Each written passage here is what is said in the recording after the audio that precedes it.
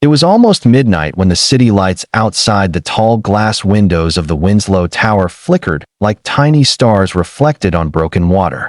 Inside the 42nd floor office, a woman sat motionless behind a desk that cost more than most people's annual salary. Her name was Evelyn Hart, the youngest CEO in the company's history, and to the world, she was a symbol of power, perfection, and control.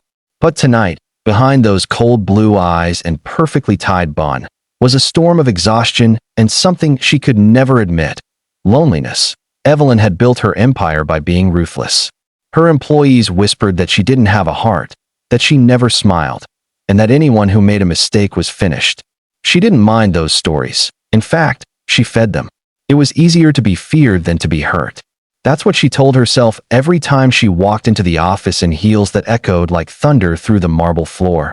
But that night, as she reviewed files for the upcoming board meeting, her mind wasn't on the reports. It was on him, Noah, her new assistant. A single father of a 7-year-old girl, Maya. He was quiet, polite, and annoyingly humble.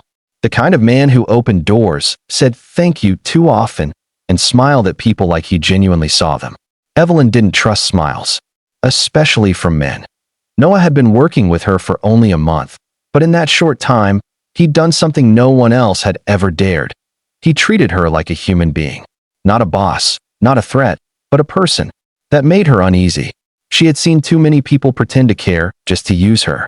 So, she decided to test him. If you believe in kindness, in second chances, and in the power of a genuine heart, make sure to like, comment, share, and subscribe to our channel, because this story might just remind you that even the coldest hearts can be warmed. So that night, as the rain began to whisper against the windows, Evelyn pretended to fall asleep on her office couch. She left the light dim, scattered papers on the floor, and placed her phone beside her as if she had dozed off from overwork. She wanted to see what Noah would do when he thought she wasn't watching. Would he take a picture? Steal something? Leave her there and go home? Her heart beat faster as she lay still, eyes closed, her breathing shallow but steady. Moments later, she heard the soft sound of the elevator doors opening. Footsteps, steady, careful, familiar. Noah. He must have returned to drop off the final reports. The door creaked slightly as he peeked in, and then she heard his quiet sigh.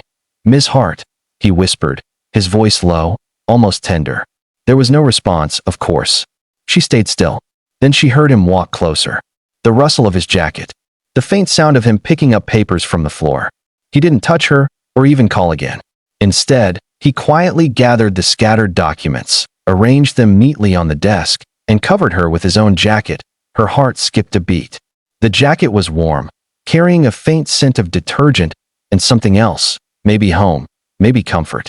It was such a simple gesture, but one no one had ever done for her before. She heard him pause beside her again. He hesitated, as if thinking. Then his voice came again, soft but full of emotion. "You really need to rest more, Miss Hart. I don't know what you've been through, but you don't have to carry everything alone." Evelyn's throat tightened. She almost opened her eyes right then, but something in his tone made her freeze. It wasn't pity, it was understanding. After a few moments, she heard him take out his phone. For a heartbeat, she panicked. Was he going to take a photo of her sleeping? But instead, she heard a small voice through the speaker. "A child. Daddy? Are you coming home soon?" He whispered back. "Hey, sweetheart. Not yet, baby."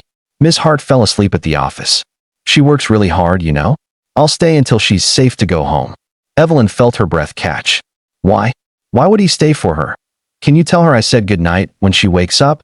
the little voice said. Noah chuckled quietly. "I will." And Maya? "Yeah. Always be kind, even when people don't smile back, okay?" That sentence struck her like lightning. She wanted to cry but didn't know why. Maybe because it reminded her of someone she used to be before the world turned her cold. She remembered her mother's words years ago, before cancer took her. "Be kind, even when it's not easy, Evie." She had buried that memory so deep it hurt to feel it again. Noah stayed there for another hour, working silently under the soft glow of the lamp. At one point, he even placed a cup of coffee near her desk, still hot, before shutting down her computer and lowering the blinds so the morning light wouldn't wake her too soon. Then, before leaving, he whispered, You're not as heartless as people think. I see it. When he left, Evelyn finally opened her eyes, and a single tear slipped down her cheek. The next morning, she came into the office early, wearing her usual armor of confidence and silence. When Noah walked in, she noticed his tired eyes and the faint coffee stain on his sleeve. She wanted to thank him, but didn't know how. The words, "thank you," had become foreign to her. Instead, she simply said, "You're late." He smiled apologetically, nodded, and handed her the morning reports. But from that day on, something inside her began to shift. She started noticing things. How Noah always brought 2 lunchboxes but only ate one, saving the other for his daughter. How he'd stay late without complaint, just so she wouldn't have to face the empty office alone. And how, despite all his own struggles, he still found reasons to smile. Weeks passed, and Evelyn's walls began to crack. She caught herself laughing once during a meeting, really laughing, and everyone froze in shock. She didn't care. It felt good. One rainy evening, she asked Noah to join her for coffee in the office lounge. He hesitated, clearly surprised, but agreed. For the first time, she asked about his daughter, and when he spoke about her, his eyes lit up. He talked about how Maya loved to draw, how she missed her mom, and how he sometimes felt like he wasn't doing enough. Evelyn listened, quietly, realizing how much courage it took to be vulnerable.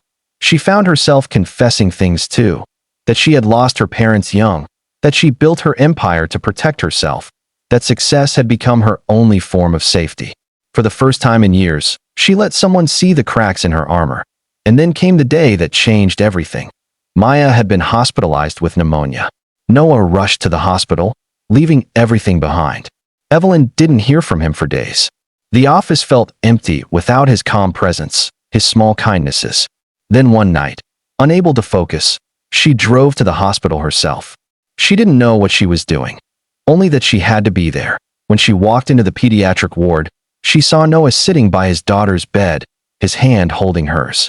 He looked exhausted, but when Maya smiled weakly and whispered, "Daddy, you came back," he broke down, tears streaming down his face. Evelyn stood at the doorway, frozen. She had seen powerful men cry before, but never like that. Never with such love. Something inside her shattered and healed at the same time.